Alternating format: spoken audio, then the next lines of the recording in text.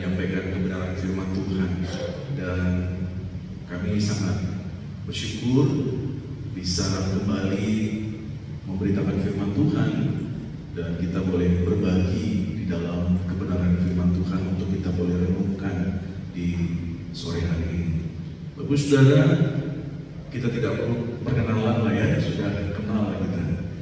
Tadi disebutkan nama saya Pendeta Freddy Sihobi dari GPIB Maranatha Pangkal Pinang, dan kami melayani Tuhan juga di Kementerian Agama di Bimas Kristen.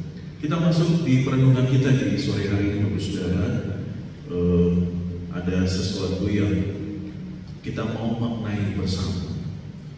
Kita sudah masuk di bulan Oktober tahun 2024. Kalau hitung-hitungan sederhana kita, berarti kita tinggal ya nggak sampai 2 bulan setengah ya menyelesaikan 2024. Ada orang bilang, cepat sekali. Tiba-tiba udah mau Natal aja. Wah, udah mau beli baju Natal lagi. Wah, mama-mama udah bikin kue lagi. Anak-anak sudah mulai latihan lagi untuk Natal dan kesibukan-kesibukan Natal lainnya. Tapi Bapak Saudara, bukan itu yang paling penting. Tapi bagaimana kita sebagai umat Kristiani memaknai kehidupan dari awal tahun Januari sampai Oktober. Bapak Ibu pernah merenungkan apa yang sudah Bapak Ibu lewati bersama dengan Tuhan? Itu yang penting. Bagaimana iman Bapak Ibu bertumbuh, itu yang penting. Bagaimana Bapak Ibu bisa melewati setiap pergumulan dan persoalan yang Bapak Ibu alami, itu yang terlebih penting. Nah, sore hari ini kita mau diajak untuk mencoba melihat dari sisi lain, ya, setiap peristiwa yang kita alami sampai hari ini, dan kita dipersiapkan untuk peristiwa-peristiwa di hari-hari yang akan datang. Boleh kita buka dulu Yohanes 13 ayat 7 yang akan menjadi dasar firman Tuhan kita untuk kita renungkan bersama. Bapak Ibu, kita baca sama-sama 1-2 ya. Jawab Yesus kepadanya, apa yang berbuat engkau tidak tahu sekarang, tapi engkau akan mengertinya kelak. Ya, kita balik ke materi kita. Saya buatkan ini supaya Bapak Ibu memahaminya sesederhana mungkin. Ya.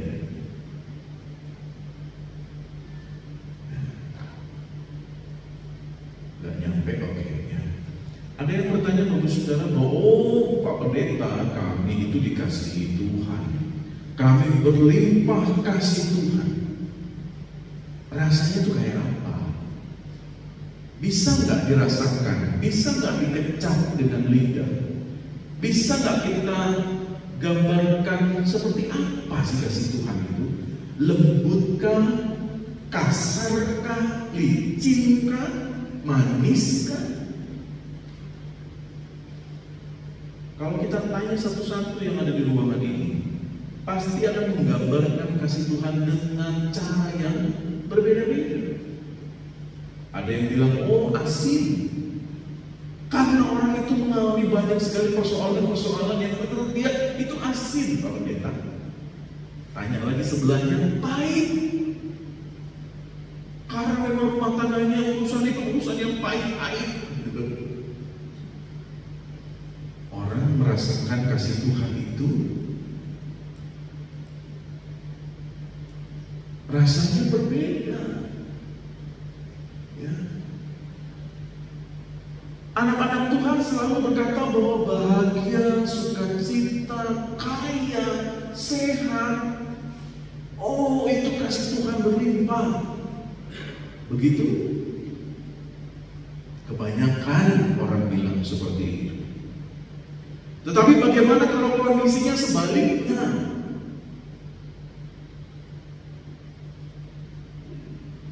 Sedih, duka cita, miskin, sakit. Apakah kita berkata bahwa kasih Tuhan itu kecil? Tidak ada. Ada juga anak-anak Tuhan berkata seperti itu. Dia selalu memperbandingkan bahwa kondisi-kondisi yang menurut kacamata manusia itu artinya Tuhan mengasihi saya. Karena itu sesuai dengan apa yang saya mau, memenuhi kedagingan saya. Dunia ini kan selalu memandang kalau orang kaya itu hidupnya bahagia, ya. Kalau orang sehat itu, wah, bisa melakukan apa saja. Orang yang suka cita tertawa-tawa, hidupnya paling bahagia. Apakah seperti itu? Kita cek. Kita harus punya mindset, cara berpikir yang berbeda. Coba Bapak Ibu hitung-hitungan ini anak-anak TK, anak-anak PAUD, ya, gampang kok. 2 tambah 3 sama dengan 5, 3 tambah 3 6, 5 tambah 5 10. Nah, gak usah mikir itu, cepat sekali. Next, 28 tambah 32 60, ya, ada sedikit berpikir gitu ya. 3 tambah 4 7, 5 tambah 7 12. Bapak Ibu tahu jawabannya? Simple. Kita sudah terbiasa dengan angka-angka. Kita jawab dengan cepat. Tapi ternyata Bapak Ibu enggak. Satu. Lalu kita mulai mengenyutkan dari apa ya? Gak bisa begitu Pak Pendeta ini, ya. Anak-anak pasti akan protes. Enggak itu. Oke, kita lihat 28 tambah 32 itu sama dengan 60 menit, sama dengan 1 jam. 1 dia 1. Oke, 3 hari tambah 4 hari sama dengan 1 minggu. 1 dia 1. 5 tambah 5 bulan tambah 7 bulan sama dengan 12 bulan, sama dengan 1 tahun. Apa yang kita mau pahami, Bapak Ibu, ternyata dari pertanyaan yang sederhana tadi ada loh jawaban yang lain yang tidak pernah terpikirkan sama kita tadi. Kita terbiasa menjawab 5 tambah 5 itu 10. Dari zaman kita TK sampai Bapak Ibu dewasa. Kita tidak terbiasa mendengarkan 5 tambah 7 itu 1 tahun.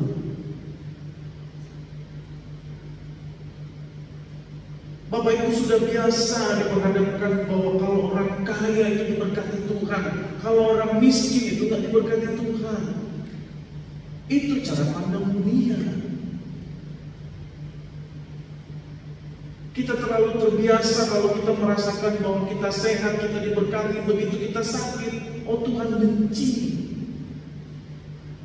Enggak.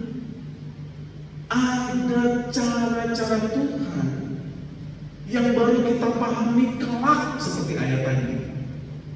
Baru kita paham.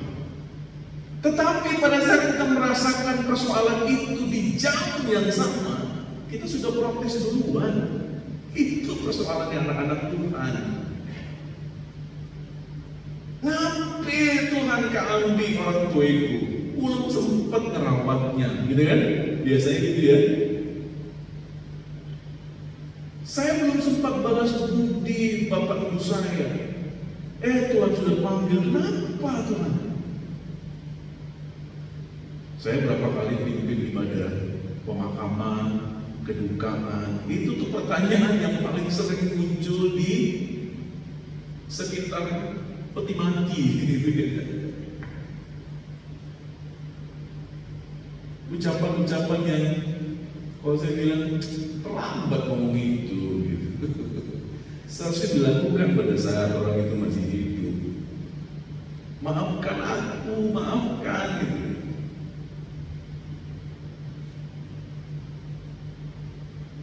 Harus kita pahami Bapak Ibu.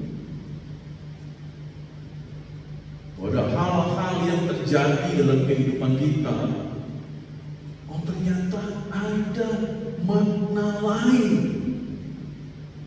ada sisi lain yang kita harus maknai dengan cara iman orang Kristiani, cara pandang lain. Sehingga apa? Itu akan menguatkan kita. Nanti kita lihat slide berikutnya. Bapak Ibu, kita sebagai orang Kristiani itu apa? Iman itu harus bertumbuh. Makanya tadi saya tanyakan dari mulai Januari 2024 sampai Oktober sekarang, Bapak Ibu rasakan bahwa saya bertumbuh. Jemaat GPIA itu bertumbuh. Oke, kalau secara hitung-hitungan, ya kuantiti enggak terlalu signifikan. Tapi secara kualitas, jemaat GPIA ini berkualitas baik, jauh lebih baik.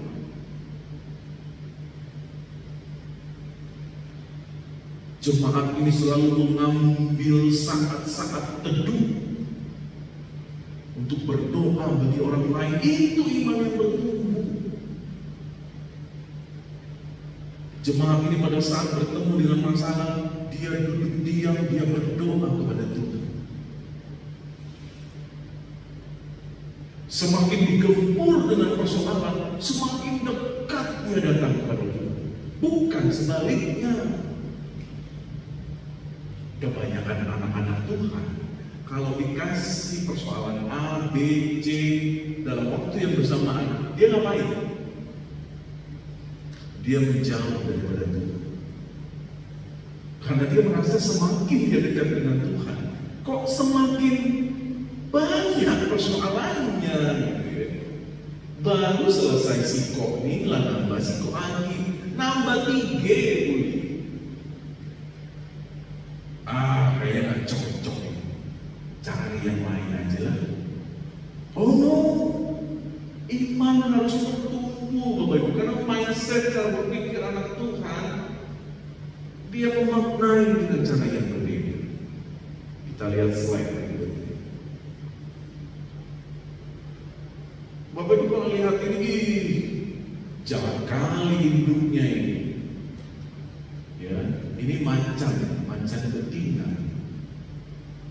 Lihat Bapak, dia mangsa binatang lain, dimakan kepalanya, dia tenteng sana sini, jalan betul.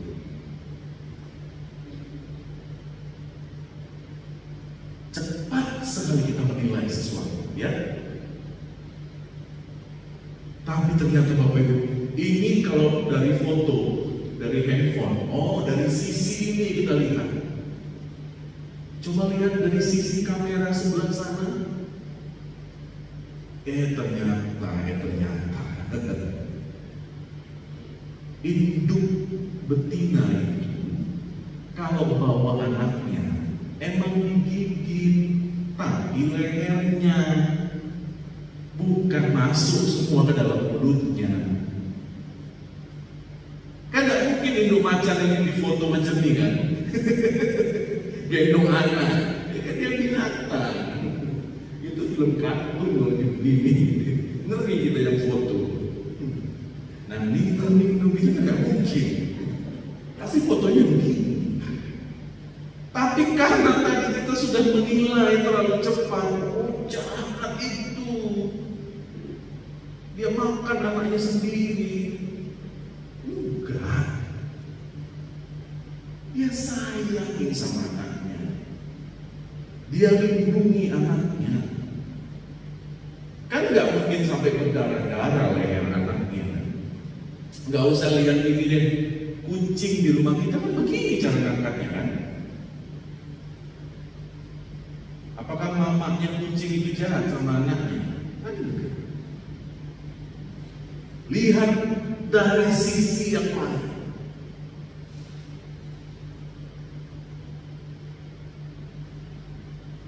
Begitu kita geser cara pandangnya sedikit, berubah loh. Kita lebih jadi apa? Kita jadi lebih berpikir positif. Yang tadinya negatif, lalu bikin sakit kepala, jadi sakit-sakitan. Sekarang digeser, aku berpikir positif. Orang yang berpikir positif itu selalu connect dengan kesehatan, Bapak Ibu. Betul. Orang yang selalu berpikir positif setiap pagi, dia bangun, dia berpikir positif, dia bekerja positif, segala waktu, tenaga, pikirannya dia lakukan dengan positif. Maksimal hidupnya, pekerjaannya, usahanya, pelayanannya. Pasti.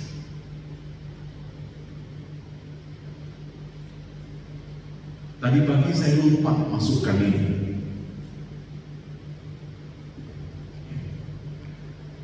Bapak Ibu tahu gambar ini gambar apa?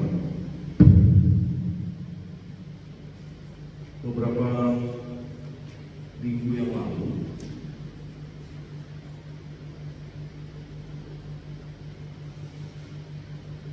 ini kejadiannya baru awal bulan Oktober. Bapak ini namanya Pendeta Ronald Daniel. Ya. Ibu ini istrinya namanya Ibu Feliani Tenggara. Mereka orang Surabaya. Mungkin Bapak Ibu pernah lihat di TikTok atau di Instagram. Ini viral, Bapak Ibu. Kenapa bisa viral? Karena anak dari pendeta ini bunuh diri, yang bernama Rafael David Daniel, seorang mahasiswa Universitas Petra Surabaya. Kok bisa dia terjun dari gedung Universitas Petra itu lantai 9 atau 12, kepalanya hancur kepalanya. Kalau Bapak Ibu nanti sempat melihat kesaksian ini seperti apa. Intinya begini Bapak Ibu, saya sampaikan. Bapak pendeta dan ibu pendeta ini bisa punya anak melakukan hal yang tidak pernah terbersit sedikit pun untuk kita manusia, bunuh diri. Saya dengarkan kesaksiannya, apa alasan bunuh dirinya? Anaknya depresi. Depresi Bapak Ibu, sejak COVID, lalu dia dibully, melakukan mendapat perlakuan yang negatif dari lingkungannya. Semakin dia depresi, ditambah lagi COVID dan sebagainya. Mereka sudah coba pergi ke psikiater dan lain sebagainya, nggak bisa. Awal Oktober yang lalu peristiwa itu terjadi.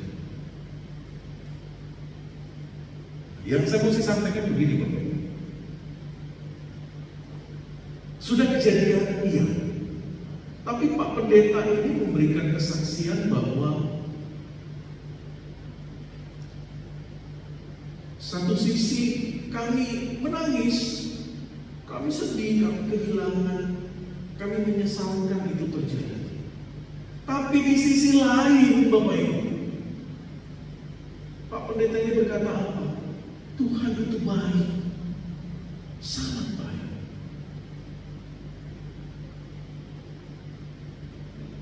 Kalau kita nggak punya iman yang bertumbuh kepada Tuhan, nggak masuk akal omongan itu. Bagaimana caranya kita bisa bilang anak kita bunuh diri lalu kita bilang Tuhan itu baik? Tapi itu yang dilalui oleh keluarga ini. Silahkan semua membuli saya. Silahkan semua orang menyalahkan saya. Tapi Rafael itu anak saya. Apapun yang dia lakukan menjadi tanggung jawab saya. Dan apa yang kami rasakan hari ini, Tuhan kasih penghiburan karena memang Tuhan baik. Lalu dia bilang dalam penutupnya, Bapak Ibu, jangan ada lagi kejadian seperti ini. Setiap orang tua harus memberikan waktu, perhatian kepada anak-anak, sesibuk apapun. Anak-anak juga harus dengar apa yang dinasihatkan oleh orang tuanya. Kalau sudah kejadian begini, mau ngomong apa kita? Iya, bisa diputar balikkan, mundur waktunya, nggak bisa. Semuanya hanya berisi penyesalan. Kan begitu. Penyesalan itu datangnya belakangan kan? Kalau di awal apa namanya? Pendaftaran, betul. Bapak Ibu, ini cerita ini waktu kami dengar sama istri saya lewat di YouTube, merinding loh, sedih loh. Kami gak kenal sama pendeta ini, enggak, tapi dengar ceritanya sedih, hancur rasanya. Bagaimana yang mereka mengalami langsung?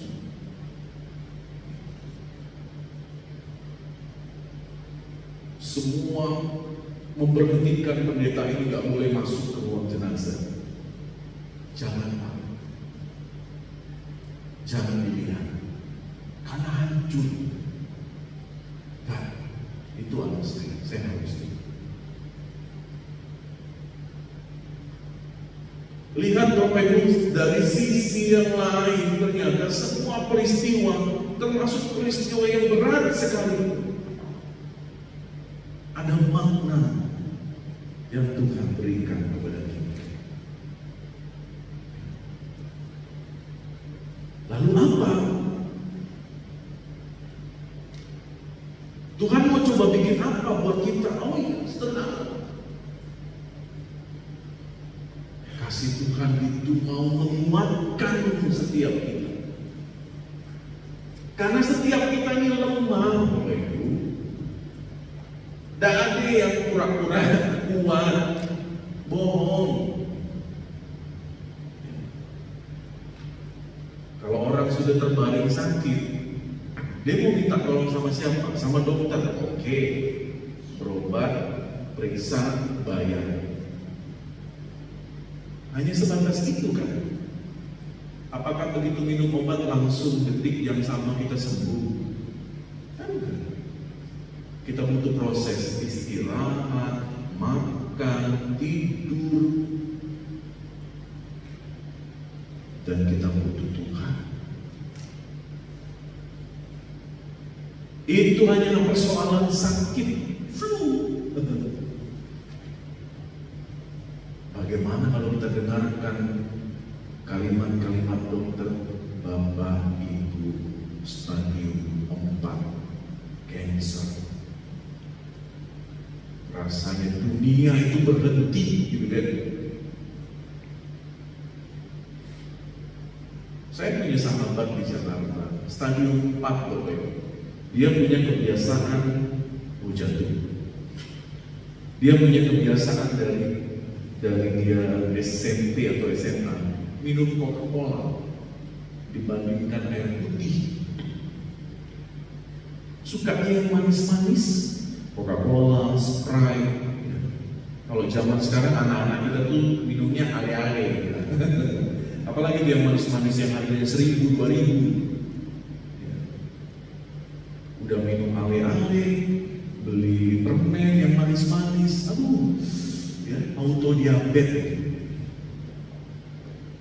Teman saya punya kebiasaan itu, lalu dia mendapat hasil pemeriksaan stadium 4. Sekarang dia bolak-balik Darmanis.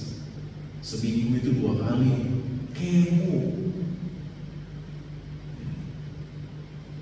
Bapak Ibu lihat di TikTok, pernah lihat ada FYP lewat anak-anak kecil SD, ya, pernah lihat di rumah sakit kanker Darmanis itu berobat seminggu 2 kali kemo, ya. Apa rasanya? Aduh, jangan ditanya, Bapak Ibu, itu sakit sekali, sedih rasanya. Bingung gitu mau bikin apa. Tapi kembali lagi, kalau kita datang kepada Tuhan dan merasakan kasih Tuhan, Tuhan itu menguatkan. Oke, nggak usah bicara tentang sakit. Bapak Ibu punya persoalan di rumah, punya persoalan di tempat kerja, ada suami dan istri, ada orang tua dan anak. Kita bergumul dengan pendidikan, dengan keuangan, dan persoalan A sampai Z lainnya. Bapak Ibu, Tuhan itu menguatkan, Tuhan itu memampukan, Tuhan itu memperlengkapi anak-anak Tuhan yang penuh dengan keterbatasan. Itu dulu mindset kita, Bapak Ibu. Kita ini terbatas, kita ini makhluk yang fana, tidak selalu sehat, tidak selalu hebat. Umur kita sangat terbatas. Orang tua kita yang paling tua di tempat ini berapa?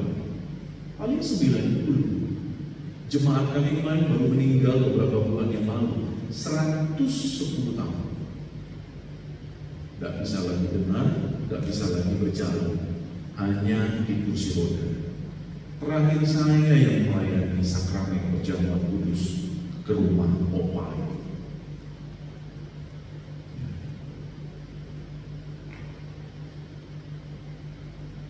Setiap kami datang mau perjamuan, langsung opa itu langsung lipat tangan. Belum mulai, langsung. Opa belum.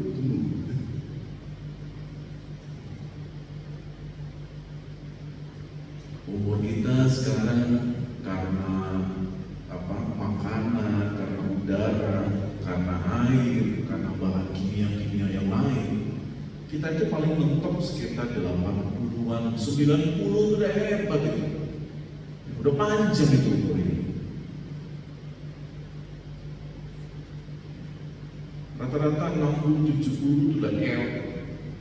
Yang dihantam tuh kakinya, mata, telinga, ya kan? Semua sudah menurun gitu. Tapi kan kita tidak perlu menunggu itu semua baru turun, baru kita datang kepada Tuhan, baru kita minta kekuatan sama Tuhan. Enggak. Di masa-masa seperti inilah, pada saat kita mendengarkan kebenaran firman Tuhan inilah, sudah waktunya aku datang kepada Tuhan. Aku nggak tahu lagi mau bikin apa. Tuhanlah yang memampukan, Tuhanlah yang menguatkan, Tuhanlah yang memperlengkapi. Mulai malam ini dan hari-hari seterusnya, perlengkapi istriku, perlengkapi suamiku, perlengkapi anak-anakku, kuatkan pendetaku, kuatkan para pelayan-pelayanku, perlengkapi jemaat, sehingga menjadi persekutuan yang kokoh. Bapak Ibu akan menjadi anak-anak Tuhan yang tangguh, yang strong gitu. Jadi setiap ada persoalan, kami yakin akan ada makna yang terbaik di hari-hari esok. Begitu ada persoalan, kami akan tunggu, pasti besok akan jadi lebih baik. Kan begitu. Nilaiku turun, saya akan perbaiki. Harus jadi lebih baik. Motivator itu kan selalu begitu Bapak. Harus jadi lebih baik. Esok hari harus lebih baik dari hari ini. Aku harus kerja lebih rajin. Aku harus lebih semangat. Kita itu terus dimotivasi, dikasih motivasi yang kuat, hal-hal yang positif, tapi harus dilakukan. Persoalan anak-anak Tuhan itu hanya di sini baik. Aku mau diet, tapi besok aja. Mulainya besok. Olahraganya mulai minggu depan.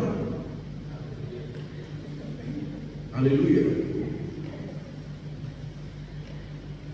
Masuk. Aduh, begitu ngaca kan, kok makin besar ya? Mau diet tiba-tiba lihat enak kali martabak itu ya.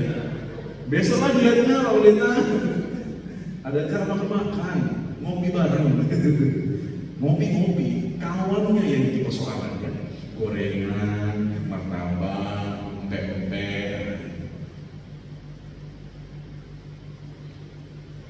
Kadang-kadang apa yang kita ucapkan sulit sekali untuk dilakukan, karena memang antara kata perbuatan itu kadang-kadang gak matching.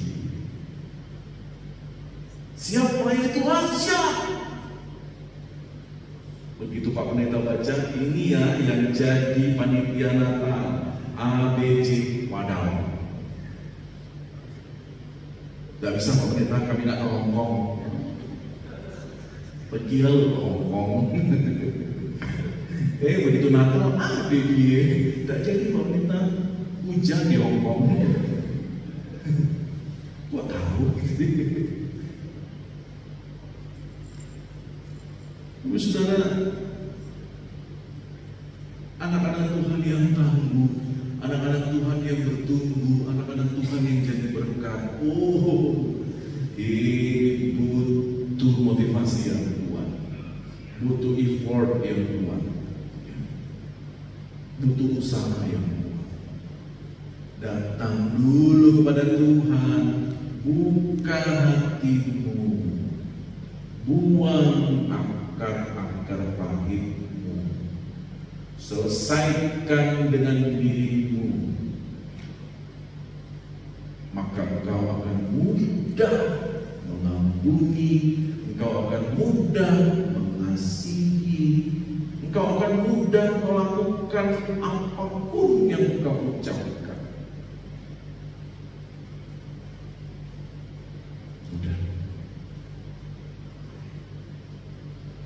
Tapi semuanya harus dimulai dari diri sendiri. Pak Pendeta, aku gak suka sama suamiku. Aku sudah berdoa pagi siang malam supaya suamiku berubah. Bertahun-tahun aku berdoa untuk suamiku, tidak berubah dia. Mungkin doanya harus diganti. Siapa yang harus berubah? Dirimu dulu berubah, baru kau berubah orang lain. Kita terlalu sibuk mengomentari orang lain, terlalu sibuk mencari kesalahan orang lain. Ternyata kuncinya ada di kita, ya kan? Pemalas dia Pak Pendeta. Begitu ditaruh kaca di depannya, aku lebih pemalas. Kan begitu. Seorang ibu, seorang istri kepada suaminya selalu mengomentari tetangganya. Setiap mereka sarapan pagi, lihat suamiku, lihat tuh jemurannya tetangga kita itu. Kalau nyuci tidak semua bersih, tengok bajunya, spraynya. Selalu itu yang dikomentari oleh istri dari jendela tempat mereka sarapan. Besoknya lagi sama, lihatlah spraynya, kotornya. Gak bisa nyuci ya tetangga kita itu. Akhirnya nggak tahan lagi suaminya lain. Nggak tahan lagi dia. Dia keluar dari rumahnya itu. Dia perhatikan, bersih kok. Jemuran tetangga kami ini. Dia lihat lagi, oh, jendela rumah mereka yang kotor. Udah lama kan dibersihkan jendela rumah mereka itu. Jadi ternyata yang selama ini dia komentari itu rumah mereka sendiri yang kotor.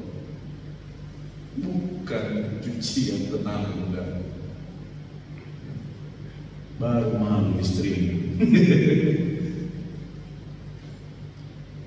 Tanpa kita sadar, kuncinya ada di kita. Jadi kita harus berubah menjadi anak-anak Tuhan yang tangguh, anak-anak Tuhan yang bertumbuh, anak-anak Tuhan yang jadi berkat. Luar biasa Bapak Ibu. Di saat kita tidak berdaya, kita masih bisa menguatkan orang lain. Wah itu luar biasa itu. Saya berkali-kali bilang kan, ada contohnya jemaat kami stroke udah hampir 10 tahun. Stroke, tidak bisa jalan, pakai tongkat, itu lama jalannya, itu lama banget. Tapi selalu duduk mau paling depan. Setiap saya mulai khotbah dari bawah dia bilang, mau nggak mau saya balas. Apa kata jemaat? Sama siapa Pak Pendeta yang ngomong?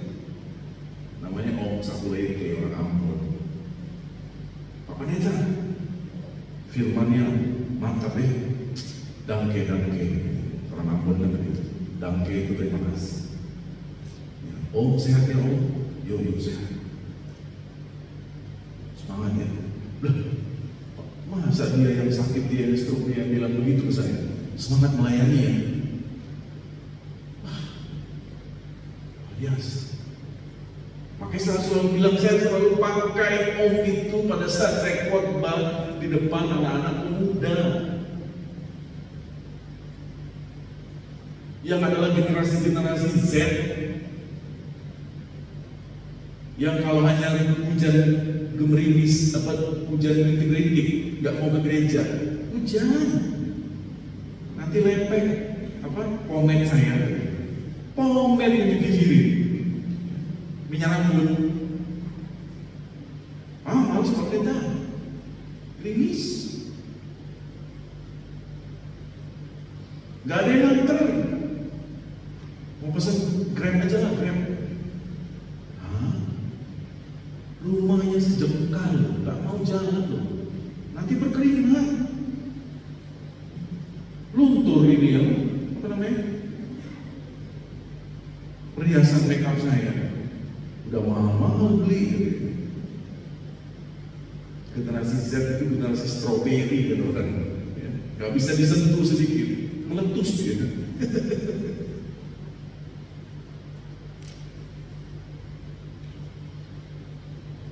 Bapak Ibu baca Yosua 1 ayat 5, 1-2 ya. Seorang pun tidak akan dapat bertahan menghadapi engkau seumur hidupmu. Seperti aku menyertai Musa, demikian aku akan menyertai engkau. Aku tidak akan membiarkan engkau dan tidak akan meninggalkan engkau. Bapak Ibu tahu firman Tuhan ini, tahu Bapak Ibu. Kenapa masih khawatir? Kenapa masih takut? Kenapa masih cemas?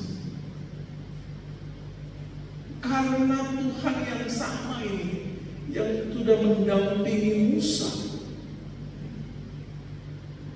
zaman perjanjian lama, mendampingi Paulus, mendampingi para rasul-rasul di perjanjian baru.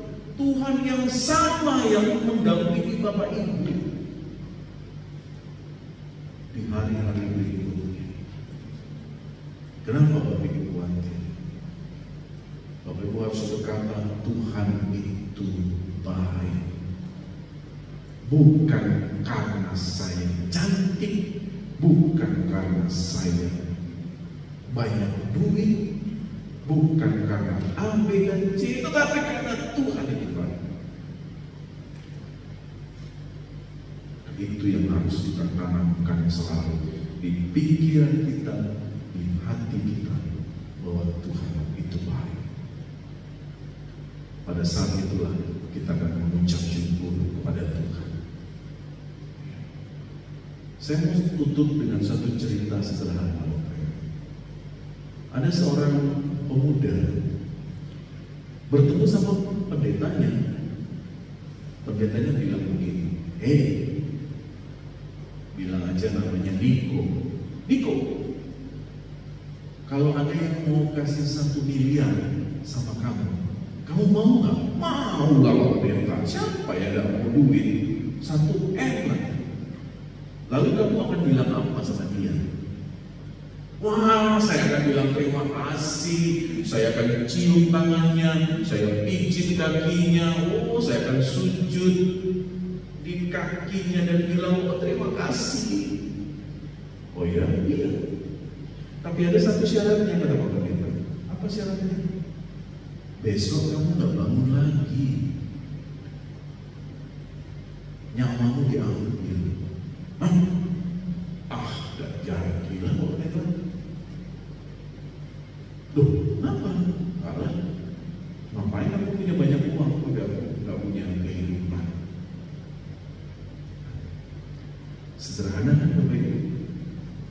Kita selalu hidup, bangun setiap pagi, tapi tidak pernah kita melakukan respon seperti itu kepada Tuhan. Lihat mindsetnya berbeda. Begitu kita ditawarkan uang,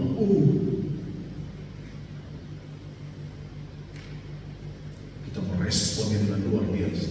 Tetapi begitu kita diganti dengan sisi yang lain, kita bilang no. Sekejap kita bisa berubah karena ditawarkan oleh dunia. Tapi anak-anak Tuhan, dia akan berkata, gak perlu materi itu semua. Tapi setiap pagi aku bangun, aku diberikan kesempatan untuk melayani Tuhan. Disitulah aku mau bertumbuh, jadi anak-anak yang dikuatkan, diperlengkapi, dan menjadi anak-anak Tuhan yang diberkati. Karena Tuhan itu baik. Tuhan Yesus memberkati kita. Amin. Mari kita berdoa. Kami mengucap